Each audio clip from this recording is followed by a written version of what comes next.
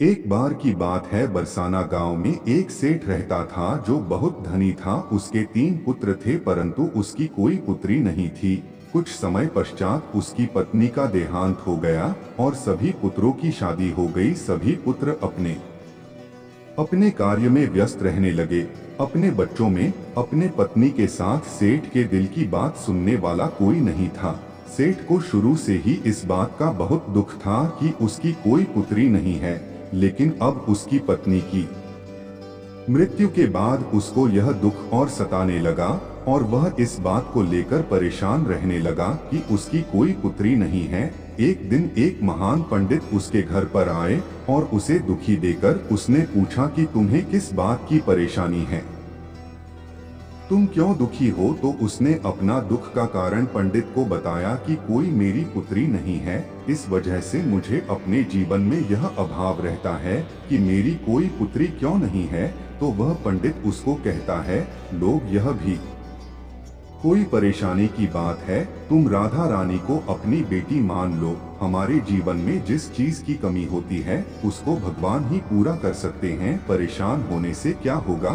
तुम राधा रानी को अपनी बेटी मानो और उससे अपने दिल की बात किया करो, देखना तुम्हें यह अभाव कभी नहीं सताएगा। सेठ को पंडित की यह बात अच्छी लगती है और वह ऐसा ही करता है। राधा रानी की मूर्ति लेकर आता है और प्रतिदिन भोजन करने से पहले राधा रानी को भोग लगाता है, फिर स्वयं भोजन करता है और सोने से पहले राधा रानी के साथ खूब बातचीत करता है। ऐसे ही करते करते वह दिल से राधा रानी को अपनी बेटी मानने लगा और वह भूल ही गया कि उसकी कोई बेटी नहीं है। उसे इस बात का आभास होने लगा कि उसकी पुत्री सच में है और वह बहुत दिल से उसे अपनी पुत्री मानने लगा। जब तक वह बात ना करता, उसे भोजन ना खिलाता, उसका मन नहीं लगता और जब वह बात करता तो उसके मन को बहुत संतुष्टि मिलती, जैसे उसे पता नहीं क्या मिल गया हो।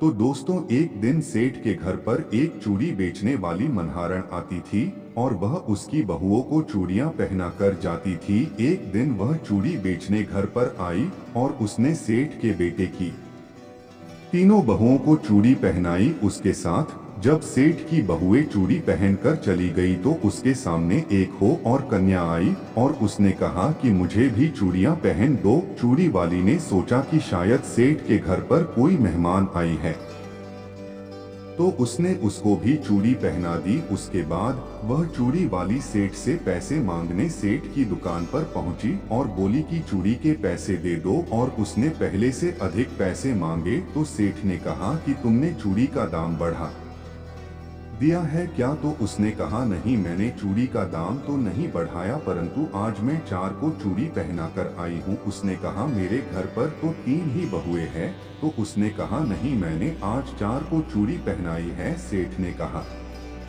कि तुमसे कोई गलती हुई है, मेरे घर पर तो चूड़ी पहनने के लिए मेरी सिर्फ 3 बहू है।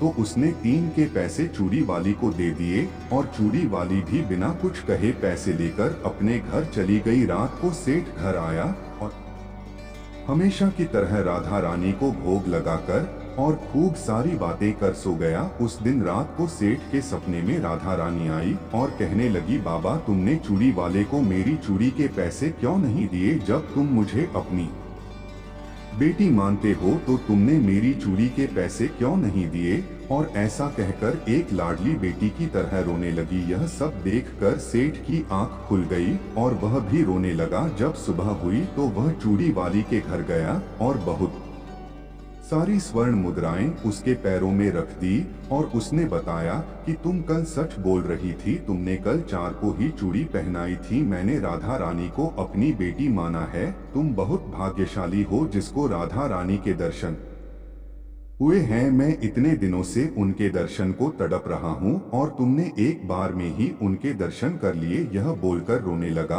और बोला कि तुम्हें चूड़ी का जो भी दाम चाहिए मुझसे मांग लो। यह सुनकर मनहारण के आंखों में भी आंसू आ गए और उसने मन में सोचा, जब मुझे खुद राधा रानी के ही दर्शन हो गए हैं तो इससे ज्यादा मुझे और क्या चाहिए। और उसने सेठ के सामने हाथ जोड़कर कहा कि तुम्हारी वजह से मुझे राधा रानी के दर्शन हुए हैं जिससे मेरा यह जीवन सफल हो गया। मुझे